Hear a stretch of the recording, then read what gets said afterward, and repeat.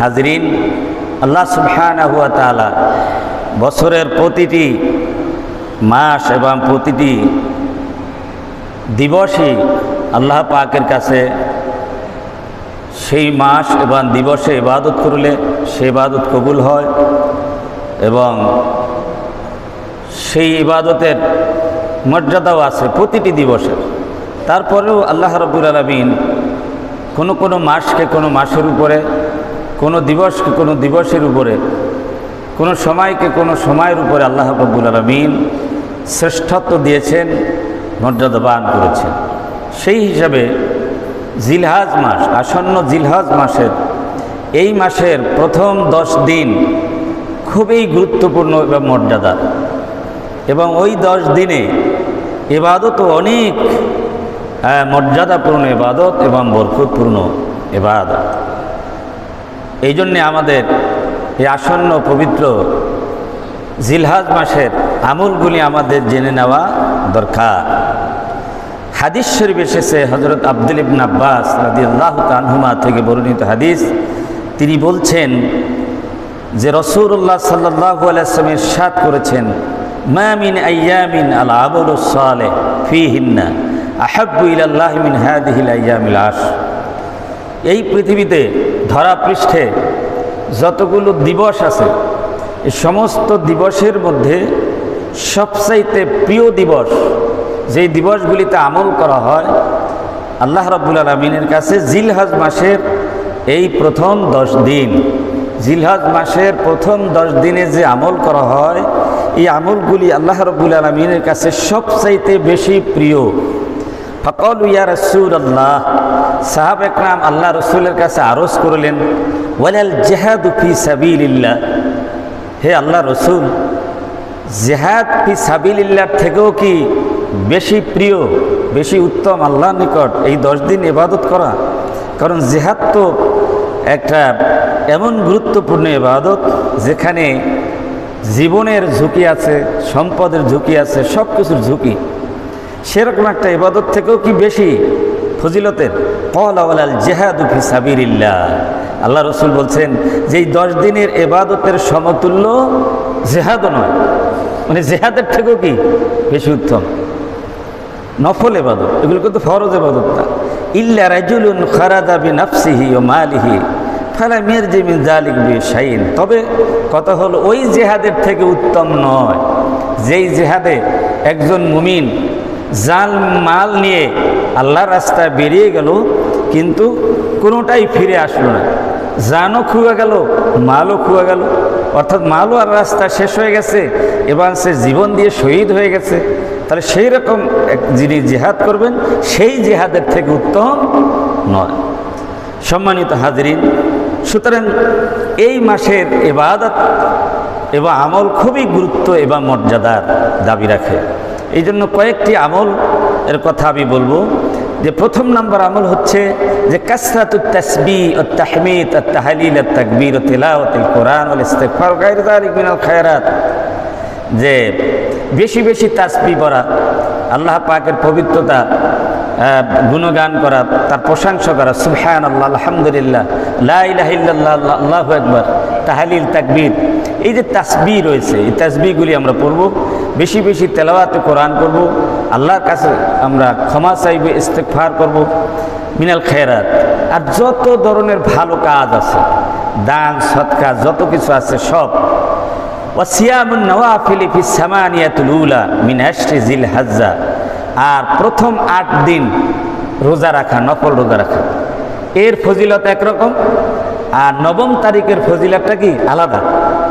নবম তারিখের অর্থাৎ আরাফার দিনের রোজা রাখার ফজিলতটা আলাদা, আর প্রথম 8 দিনের ফজিলত কি আলাদা। সুতরাং 9 তারিখ পর্যন্ত রোজা রাখা আর এই সমস্ত নফল ইবাদত, তাসবিহ, তাহলিল, তাকবীর, তেলাওয়াতে কোরআন, ইস্তিগফার, তারপর নফল সদকা ইত্যাদি এই সমস্ত আমল আমরা বেশি বেশি কি করব এই 10 দিনের ভিতরে। হযরত আবু হুরায়রা রাদিয়াল্লাহু তাআলা থেকে এই মর্মে একটি হাদিস বর্ণিত রয়েছে, নবী করিম সাল্লাল্লাহু আলাইহি ওয়াসাল্লাম ইরশাদ করেছেন, মা মিন আইয়ামিন আহাব্বু ইলাল্লাহ আন ইউতাআব্বাদা লাহু ফিহা মিন আশরি জিলহজ্জা, যে জিলহাজ মাসে যে 10 দিন ইবাদত করা হয়, এই ইবাদতের তুলনায় অন্য কোনো দিনের ইবাদত আল্লাহর নিকট এতটা প্রিয় নয়। ইয়াদিলু সিয়ামু কুল্লি ইয়াউমিন মিনহা বিসিয়ামি সানাতিন, যে প্রত্যেক দিনের রোজার ফজিলত কি? 1 বছর রোজা রাখলে যে সওয়াব পাওয়া যাবে, এই 9 দিনে প্রত্যেক দিন রোজা রাখলে সেই সওয়াব পাওয়া যাবে। বলেন সুবহানাল্লাহ। 1 বছরের প্রতিটি রোজার বিনিময়ে 1 বছরের সওয়াব, রোজার সওয়াব পাওয়া যাবে। ও কিয়ামু কুল্লি লাইলাতিন মিনহা বিকিয়ামি লাইলাতিল কদর, আর প্রত্যেক রাত্রিতে কিয়াম করা অর্থাৎ নফল ইবাদত করা, রাত জেগে, এটা লাইলাতুল কদরে ইবাদত করলে যেরকম সেরকম মর্যাদা রাখে। সুবহানাল্লাহ বিহামদিহি। সুতরাং এই রাত্রিগুলিতে আমরা বেশি ইবাদত করার চেষ্টা করব এবং দিবসে এই তাসবিহ, তাহলিল, তেলাওয়াত, ইস্তিগফার, নফল ইবাদতগুলো আমরা বেশি করব। দ্বিতীয় যে আমলটি সেটা হচ্ছে যে এই চাঁদ ওঠার সাথে সাথে কিছু বর্জনীয় আমল আছে, অর্থাৎ শরীরের ভিতরে অবাঞ্ছিত যে সমস্ত বিষয়গুলি কর্তন করা সুন্নত, যেমন নখ কাটা, তারপর মোচ ছোট করা, তারপরে বগলের মানে কাটা, লোম কাটা, জেরে নাভির নিচের যে লোম কাটা পরিষ্কার করা, এই সবগুলি আমরা এই চাঁদ ওঠার আগেই পরিষ্কার করব। অর্থাৎ জিলকাদ মাসের 29 তারিখের ভিতরে আমরা এগুলি করব। 30 তারিখের অপেক্ষা করব না, 30 তারিখ নাও হতে পারে। এই যে 29 তারিখের ভিতরে, আজকে হলো 26 তারিখ, আজকের থেকে এই 29 তারিখের ভিতরে এগুলি আমরা করে পরিষ্কার করব। তবে হজ যাত্রীর জন্য আলাদা, যেহেতু ওনাদের মাথা কেমন লাগবে আমরা করব। কত বুঝতে পেরেছেন? এই সময় যারা হজে এখনও যাইতে পারেন নাই, ওনাদের জন্য আংশিক এখানে আমলটা হবে না, আর আংশিক হবে। সম্মানিত হাজরিন, তাহলে এই কাজগুলি আমরা করব, এতে করে মানে কোরবানির সওয়াব পাওয়া যায়। এতে করে কি কোরবানির সওয়াব পাওয়া যায়। যেমন হাদিস শরীফে আসছে, যে একটি হাদিসে আসছে, নাসাই শরীফের একটি হাদিসে, যে এখানে আসছে যে আন উম্মে সালামা রাদিয়াল্লাহু তাআলা আনহা আন্না নবী সাল্লাল্লাহু আলাইহি ওয়াসাল্লাম ক্বালা ইযা দাখালাতিল আশরু ফারাদ আহাদুকুম আন ইউদহিয়া ফালা ইয়ামাসসা মিন শারিহি ওয়ালা মিন বাশরিহি শাইয়া। হযরত উম্মে সালামা রাদিয়াল্লাহু তাআলা তিনি বলছেন, নবী করিম সাল্লাল্লাহু আলাইহি ওয়াসাল্লামের অভ্যাস ছিল যখনই এই জিলহজ মাস প্রবেশ করত, তখন আল্লাহ রসুল বলছেন যে জিলহজ মাস প্রবেশ করার সাথে সাথে তোমাদের যে কেউ কোরবানির ইচ্ছা করে সেজন্য শরীরের মানে কোনো লোম স্পর্শ না করে, এর আগেই যেন পরিষ্কার করে। ওমান লাম ইয়াজিদ সাআতান ওয়া হুয়া আন ইউদহিয়া, ওমান লাম ইয়াজিদ সাআতান তাবা মিন আন ইউদহিয়া ফালাহু ইয়ামালা বিহাদাল আমল। এখন একটা কথা হলো, যারা মানে কোরবানি করতে পারবে না তাদের কি অবস্থা হবে সে কথা বলা হচ্ছে। যে যদি কেউ কোরবানির শক্তি সামর্থ্য না থাকে, সে ব্যক্তিও যদি এই আমলটা করে, অর্থাৎ জিলহজ মাসে চাঁদ ওঠার আগে এই অবাঞ্ছিত বিষয়গুলি যদি পরিষ্কার করে, ওহুয়া তামামু উদহিয়াতিহি, তাহলে সে একটি পূর্ণ কোরবানির সওয়াব লাভ করবে। বলেন আলহামদুলিল্লাহ। অর্থাৎ যারা কোরবানি করবে তারা তো করবেই, আর যারা কোরবানি করবে না, করতে সামর্থ্য নাই, সে ব্যক্তিও যদি আমলটা করে তাহলে এই সওয়াবটা কি সে পাবে। হাদিস শরীফে এটি বর্ণিত রয়েছে। তো এই আমলগুলি আমরা ছোট ছোট আমল, কিন্তু অনেক সওয়াবগুলো আমরা করব। তৃতীয় যে আমলটি সেটা হলো সাওমুল ইয়াউমুত তাসি মিন জিলহজ্জা ইয়ানি ইয়াউমা আরাফা লিমান লাম ইয়াযহাব ইলাল হজ। যে ব্যক্তি হজে যায় না, সবাইকে হজে যায়, যারা যাবে আর যারা যাবে না, যারা যাবে না তাদের জন্য আরাফার দিনে রোজার সওয়াবের কথা এখানে বলা হচ্ছে। আর যারা যাবে তারা আরাফার দিনে রোজা রাখবে না। হাজিরা আরাফার দিনে রোজা রাখা মাকরুহ, যেহেতু ওই দিন অনেক মেহনতের কাজ আরাফার ময়দানে, এই জন্য রোজা রাখে। অনেকে জানে না বলে রোজা রাখে। ওই যে আরাফার দিনে রোজা রাখা সব বেশি, এটা হলো গায়রুল হজ, যারা হজ করবে না তাদের জন্য। যারা বাংলাদেশে থাকবে, আমাদের দেশে থাকবে, তাদের জন্য কি সওয়াব? আল্লাহ রসুল বলেছেন ক্বালা সিয়ামু ইয়াউমি আরাফা আহতাসিবু আলাল্লাহি আন ইউকাফিরা সানাতাল্লাতী ক্বাবলাহু ওয়াস সানাতাল্লাতী বাদাহু। আল্লাহ রাসূল বলেছেন, যে ব্যক্তি আরাফার দিনের একটি রোজা রাখবে, আমি ধারণা করতেছি, বিশ্বাস করতেছি, আল্লাহ রাব্বুল আলামিন একটি রোজার বিনিময়ে 1 বছরের পূর্বের এবং 1 বছরের পরের গুনাহ আল্লাহ রাব্বুল আলামিন মাফ করে দিবেন। এই গুনাহ কি গুনাহ? সগীরা গুনাহ। কারণ ইবাদতটা হচ্ছে নফল, নফল ইবাদতের মাধ্যমে সগীরা গুনাহ কি হয়ে যাবে? মাফ হয়ে যাবে। তবে মুহাদ্দিস ইকরাম বলেছেন, যদি এর সাথে তওবা থাকে, তওবা করলে আল্লাহ রাব্বুল আলামিন কবিরা গুনাহও কি করতে পারেন? মাফ করে দিতে পারে। ومن ذهب إلى الحج لم يصم كما روي عن أبي هريرة رضي الله تعالى عنه أن رسول الله صلى الله عليه وسلم نهى عن صوم يوم عرفة بعرفة رواه أبو داود। আবু দাউদ শরীফ হাদিস, যে ব্যক্তি হজে যাবেন তার জন্য রোজা নেই, সে রোজা রাখবেন না। আল্লাহ রাসূল রোজা রাখতে কি করেছেন? নিষেধ করেছেন। এরপরে চতুর্থ আরেকটি আমল হচ্ছে তাকবীরু আইয়ামিত তাশরিক। আত-তাকবীর ইয়াকুল আল্লাহু আকবার, আল্লাহু আকবার, লা ইলাহা ইল্লাল্লাহ, আল্লাহু আকবার, আল্লাহু আকবার, লিল্লাহিল হামদ। এরপর আরেকটি আমল আছে জিলহজ মাসের 9 তারিখের ফজর নামাজের পর থেকে 13 তারিখের আসর পর্যন্ত আইয়ামে তাশরিকের এই দিবসগুলিতে তাকবীর বলা, এটা ওয়াজিব। প্রত্যেক ফরজ নামাজের পরে কমপক্ষে একবার বলতে হবে, পুরুষেরা উচ্চ আওয়াজে আর মহিলারা কি নিম্ন স্বরে। তাকবীর হলো এই, আল্লাহু আকবার, আল্লাহু আকবার, লা ইলাহা ইল্লাল্লাহ, আল্লাহু আকবার, আল্লাহু আকবার, ওয়ালিল্লাহিল হামদ। এটাই আমরা বলব। হাদিস শরীফে এটি বর্ণিত আছে। পঞ্চম আমল হলো যে কাসরাতুল ইবাদা ফি লাইলাতিল ঈদ। এই যে ঈদুল ফিতর এক রাত চলে গেছে, আর একটা হলো ঈদুল আযহা। এই 2 রাত্রিতে ইবাদত করার বিরাট ফজিলত কি রয়েছে। হাদিস শরীফে আছে, ইবনে মাজার হাদিস, রুবাইয়া আন আবি উমামাতা রাদিয়াল্লাহু তাআলা আনিন নবী সাল্লাল্লাহু আলাইহি ওয়াসাল্লাম قال من قام ليلة العيدين محتسبا لله لم يمت قلبه يوم تموت القلوب। আল্লাহ রাসূল বলছেন, 2 ঈদের রাত্রিতে, ঈদুল ফিতরের রাত্রিতে, ঈদুল আযহার রাত্রিতে যে ব্যক্তি ইবাদত করবে আল্লাহর সন্তুষ্টির জন্যে, তার কলব, তার অন্তর কখনো মৃত হবে না, মরে যাবে না। অন্তরটা মরবে না, নূর শূন্য হবে না। যেই সময় সমস্ত মানুষের অন্তর মরে যাবে, কিন্তু ওই ব্যক্তির অন্তর মরবে না, ওই ব্যক্তির অন্তর কি মুনাব্বার থাকবে, জাগ্রত থাকবে আল্লাহর জন্য। সুতরাং এই 2 রাত ঈদের রাত্রিতে ইবাদত করার জন্য আমরা চেষ্টা করব। 6 নম্বর আরেকটি আমল হচ্ছে আল আমলুল কাবীর ফি ইয়াউমিল উদহিয়া যাবুল হায়াওয়ান ওয়া ইহরাকুদ দাম।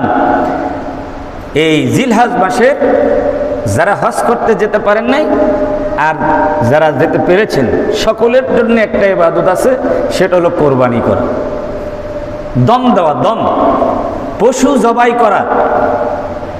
কোরবানির দিবসে পশু জবাই করা। কোরবানির দিবস 3 দিন, 10ই জিলহজ, 11ই জিলহজ, 12ই জিলহজ পর্যন্ত 3 দিন কোরবানি দেওয়া যায়। কিন্তু 3 দিনের মধ্যে প্রথম দিন দেওয়াই কি উত্তম। হাজি সাহেবরা যে কোরবানিটা দেন, সেইটা শরীয়তের পরিভাষায়, ফিকহের পরিভাষায় বলে হাদি। হাদি কি বলা হয়? হাদি বলা হয়। আর দমও বলা হয়, যেটাকে আমরা বলি কোরবানি। এটা হলো দমে শকর, যে হজ করতে পেরেছেন, এই জন্য আল্লাহর শুকরিয়ার জন্যে সে ব্যক্তি কী করবে? কোরবানি করবে। আর যদি তার শক্তি সামর্থ্য থাকে, টাকা পয়সা থাকে, তাহলে দেশেও একটা কৃষি কোরবানি করবে। এই কোরবানি করা হচ্ছে জিলহজ মাসের 10, 12, 11, 12 এই 3 দিনে সবচাইতে গুরুত্বপূর্ণ আমল। এর চাইতে আল্লাহর কাছে আর প্রিয় আমল কিছু হতে পারে না। হযরত আয়েশা রাদিয়াল্লাহু তাআলা থেকে বর্ণিত হাদিস, রাসূলুল্লাহ সাল্লাল্লাহু আলাইহি ওয়াসাল্লাম ইরশাদ করেছেন, ক্বালা মা আমিলা আদামিয়ুন মিন আমালিন ইয়াওমান নাহরি আহাব্বু ইলাল্লাহি মিন হিরাকিদ দাম। আল্লাহ রাসূল ইরশাদ করেছেন, কোন বনি আদম মুমিন যে ব্যক্তি ইয়াউমুন নাহার অর্থাৎ কোরবানির দিবসগুলিতে আমল করবে আল্লাহর জন্য, আল্লাহর সন্তুষ্টির জন্য সবচাইতে প্রিয় আমল হলো মিনেহেরাকিদ দম, অর্থাৎ পশু জবাই করা, রক্ত প্রবাহিত করা। পশু জবাই করে রক্ত প্রবাহিত করে দেওয়া, এর চাইতে আর প্রিয় কোনো আমল নাই। হযরত ইব্রাহিম আলাইহিস সালাম এই প্রিয় আমলটি উপহার দিয়েছেন আল্লাহকে। ইন্নাহা লা তাতি ইয়াউমাল কিয়ামাতি বিকুরুনি ওয়া শারি ওয়া আজলাফিহা, কিয়ামতের ময়দানে এই কুরবানির পশু আল্লাহর দরবারে আসবে তার শিংগুলি নিয়ে, তার খুরগুলি নিয়ে, তার দমগুলি, লোমগুলি নিয়ে আল্লাহর দরবারে হাজির হবে। ওয়া ইন্নাদ দামা লা ইয়াকাউ মিনাল্লাহি বিমাকানিন কাবলা ইয়াকা মিনাল আরদি ফাতিবু বিহা নাফসা। কিয়ামতের ময়দানে কুরবানির এই যে পশুটা, জীবন্ত পশুটা আল্লাহর দরবারে সাক্ষ্য বহন করবে যে ব্যক্তি কুরবানি দিয়েছে তার পক্ষে। এই কোরবানির পশু যখন আল্লাহর সন্তুষ্টির জন্য কেউ জবাই করে, রক্ত মাটিতে পড়ার আগে আল্লাহ রাব্বুল আলামিনের দরবারে তা কবুল হয়ে যায়। সুবহানাল্লাহ, আল্লাহর দরবারে কি কবুল হয়ে যায়? আল্লাহ রাসূল বলছেন, সুতরাং তাহলে তোমরা সন্তুষ্টি চিত্তে আল্লাহর রাস্তায় তা তোমরা কি করো, খরচ মানি করো, আল্লাহর রাস্তা কি করো, জবাই করো। আমার ভাইয়েরা, এই জন্যে এইটা হলো জিলহজ মাসের সবচাইতে বড় গুরুত্বপূর্ণ একটি কি আমল। হযরত যায়েদ ইবনে আরকাম রাদিয়াল্লাহু তাআলা থেকে বর্ণিত হাদিস, তিনি বলেন, قال أصحاب رسول الله صلى الله عليه وسلم يا رسول الله ما هذه الأضاحي, এই কুরবানি কি? সাহাবা একরাম প্রশ্ন করলেন, জানতে চাইলেন আল্লাহ রসুলের কাছে।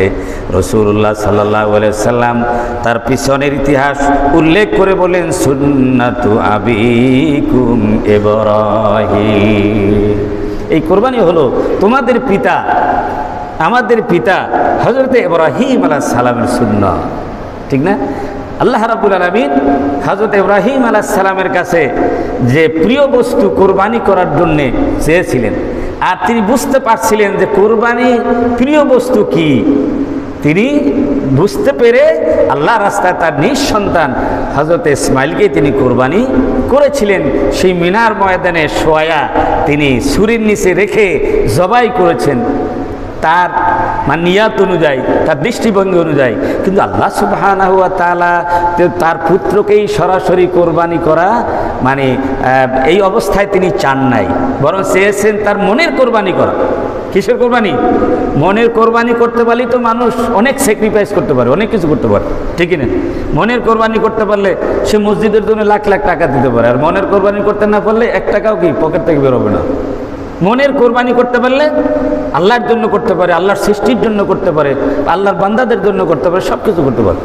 তো হযরত ইব্রাহিম আলাইহিস সালাম যে একটা বৃদ্ধ বয়সে একটা ছেলে আল্লাহর দরবার থেকে চেয়ে এনেছিলেন, আর সেইটাই যে আল্লাহ চেয়েছেন, তিনি বুঝতে পেরে সবচাইতে প্রিয় বস্তুটা আল্লাহ রাস্তা তিনি কোরবানি করেছেন। আল্লাহ পাক বলছেন, ওয়ানাদাইনাহু আইয়া ইব্রাহিম, আল্লাহ রাব্বুল আলামিন ডাক দিয়ে বললেন, ইব্রাহিম, হ্যাঁ, কদ সাদ্দাকতা রুয়া, তোমার স্বপ্ন বাস্তবায়ন করেছো, সত্যে পরিণত করেছো।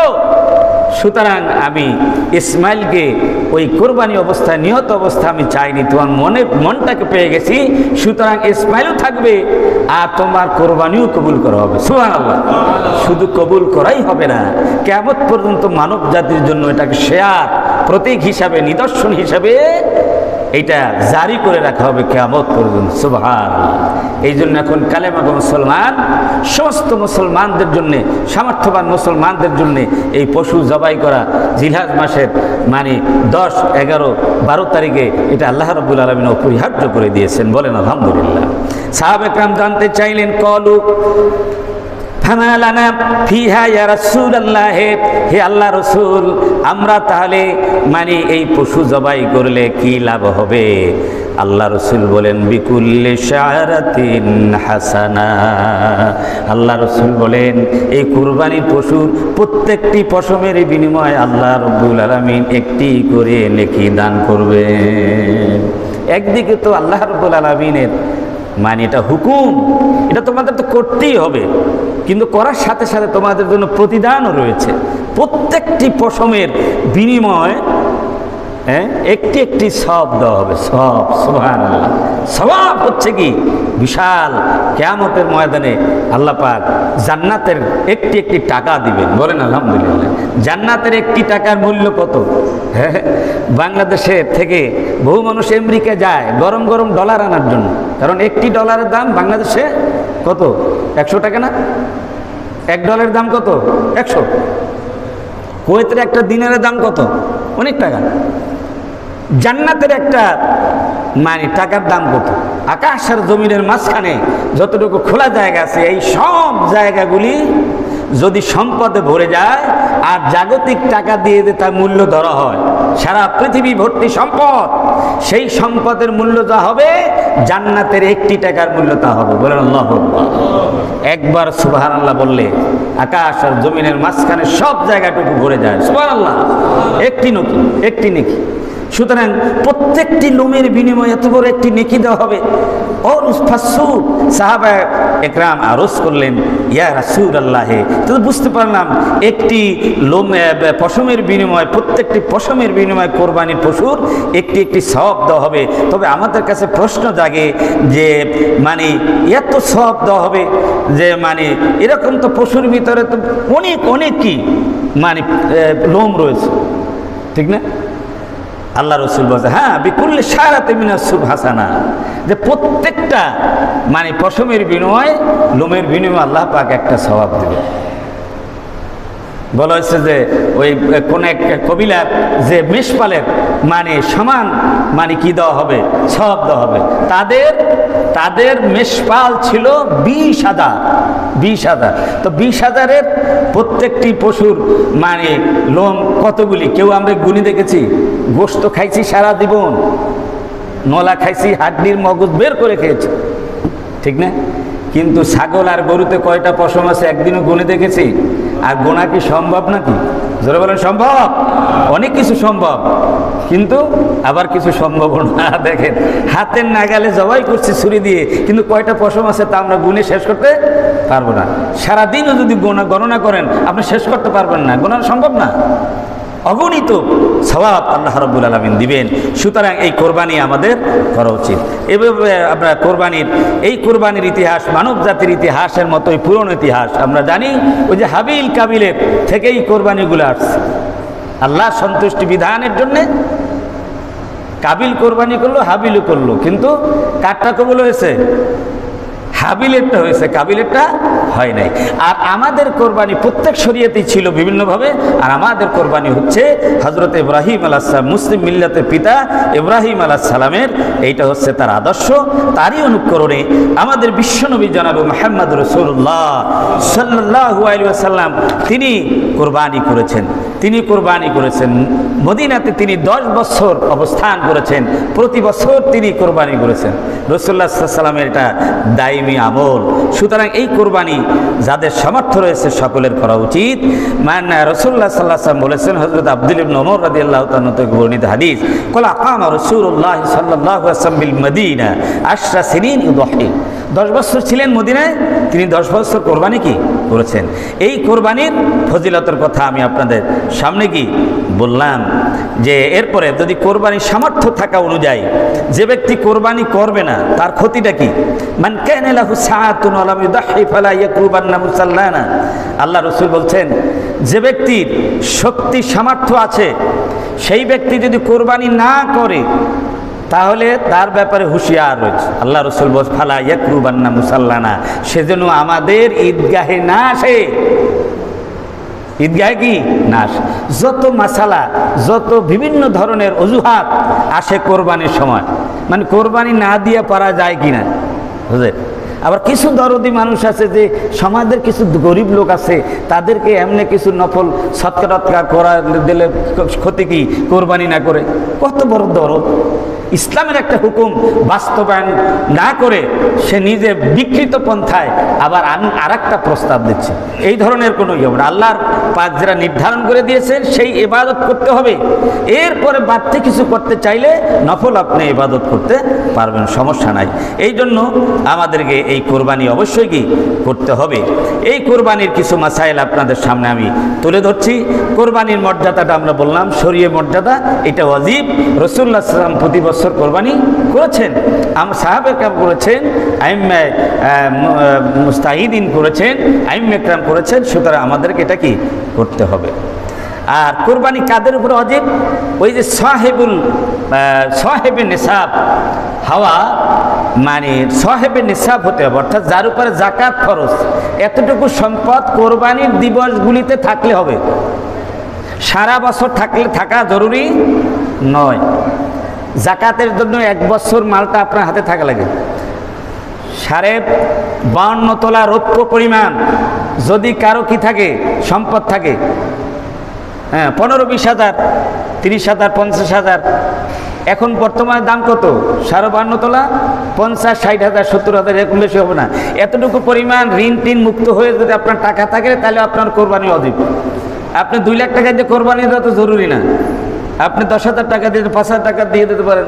আর যার শক্তি সামর্থ্য সে বেশি দিয়ে দেবেন, সমস্যা কি? ঠিকই না? আপনি ছোট পশু কিনে দিবেন যাতে হয় আর কি, সেই অবস্থায় আপনি দিবেন। তাহলে যারা সাহেবে নিসাব ওই 3 দিনে হবে, তাদের উপরে কি ওয়াজিব হবে, তাদেরকে দিতে হবে। এবং সে মুকিম হতে হবে, মুসাফির উপরে নয়, বালেগ হতে হবে। এবং সে বালেগ হতে হবে, মুকিম হতে হবে। আর এরপরে অংশীদারি কোরবানি। কোরবানি কয়েক ধরনের পশু, 6 ধরনের পশু দিয়ে কি দেওয়া যায়। একটা হলো উট, মহিষ, গরু, ভেড়া, ছাগল, দুম্বা। এই 6 প্রকার পশু দিয়ে কোরবানি দিতে পারবে। তবে গরু, মহিষ আর উট, এই 3 প্রকার দিয়ে দিতে পারবে শরিকানা। আর বাকি যে 3টে আছে, ছাগল, দুম্বা, ভেড়া, একজনে কি একটা। 2 জনে মিলে একটা বড় ভেড়া যদি আপনি 50,000 টাকা দিয়েও কিনেন বা ছাগল, 2 জনে দেওয়া যাবে না। পক্ষান্তরে 20,000 টাকায় যদি একটা গরু পান, সাইজ মতো যদি পান আর কি, তা দিয়েও আপনি 7 জনে দিতে পারবেন, যদি তার বয়স হয়। কথা বুঝতে পেরেছেন? তাহলে শরীয়তের হুকুম যেটা যেখানে আছে সেইভাবে আমাদেরকে কি রাখতে হবে। তাহলে অংশীদারি কোরবানির জন্য 2টি শর্ত। একটা হলো কোরবানির নিয়াত থাকতে হবে। সবার কি থাকতে হবে? 2 জনে দিতে পারেন, একটা পশুতে 2 জনে দিতে পারেন, 3 জনে দিতে পারেন, 4 জনে দিতে পারেন, 5 জনে দিতে, সর্বোচ্চ কয়জন? 7 জন। 7 জন ব্যক্তির প্রত্যেকের নিয়াত থাকতে হবে কি কোরবানি।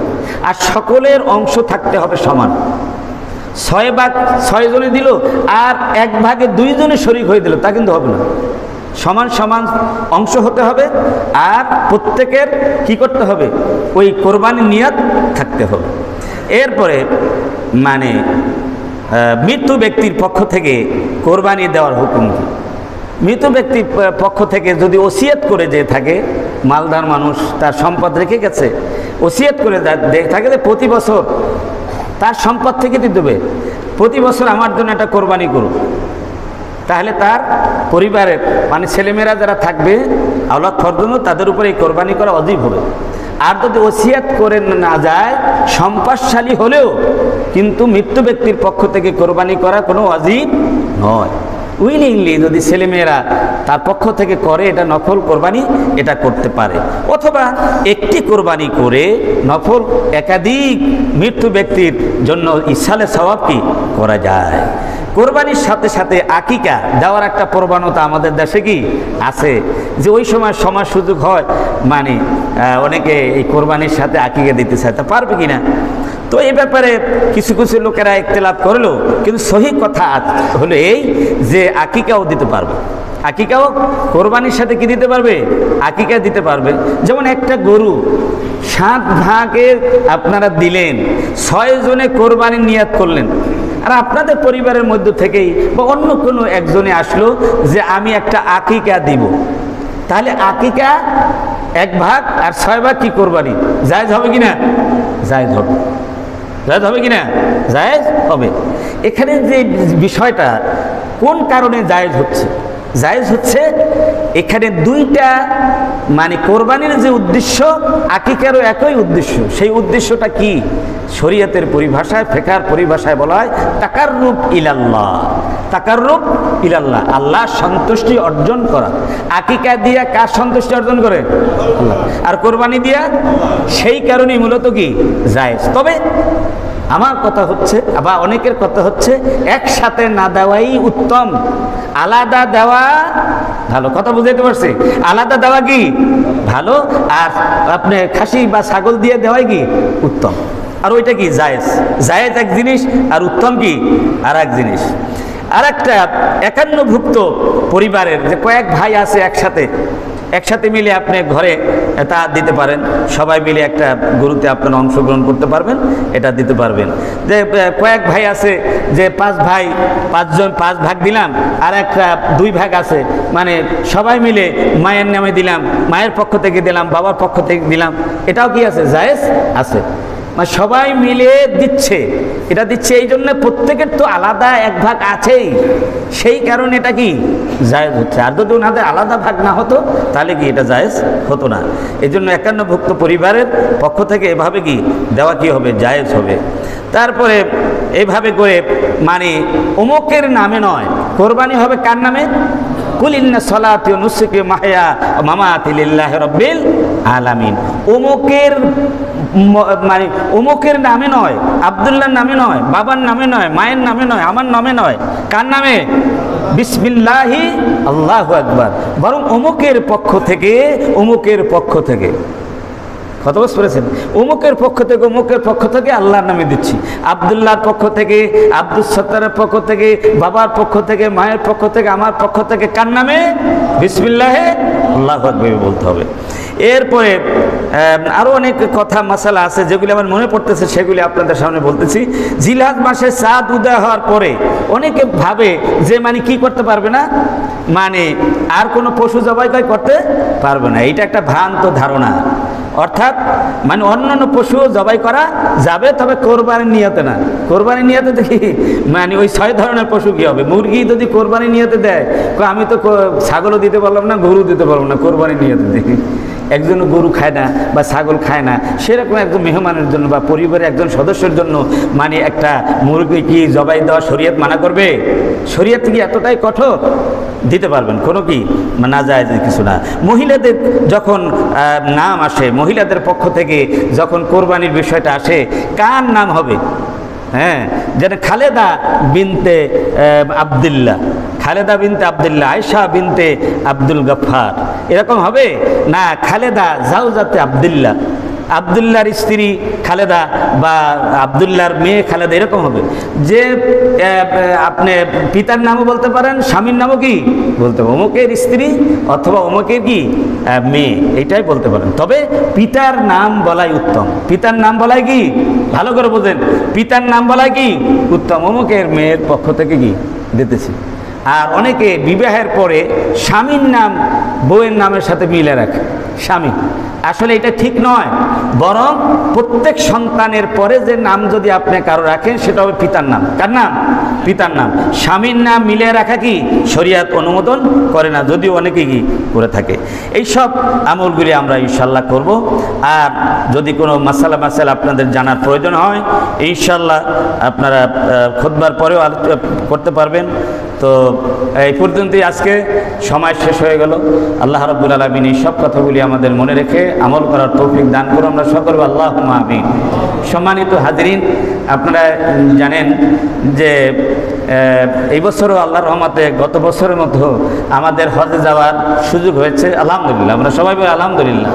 আমাদের সাথে আমি এবং আমাদের সম্মানিত ভাই আলহাজ ইশাক হোসেন চৌধুরী কৃষ্ণ সাহেব, Alhaji travels and tours limited অধীনে আমরা হাজিদেরকে সেবা দিয়ে থাকি। এই বছর আমাদের সাথে ৭৬ জন হাজি যাচ্ছেন, আলহামদুলিল্লাহ।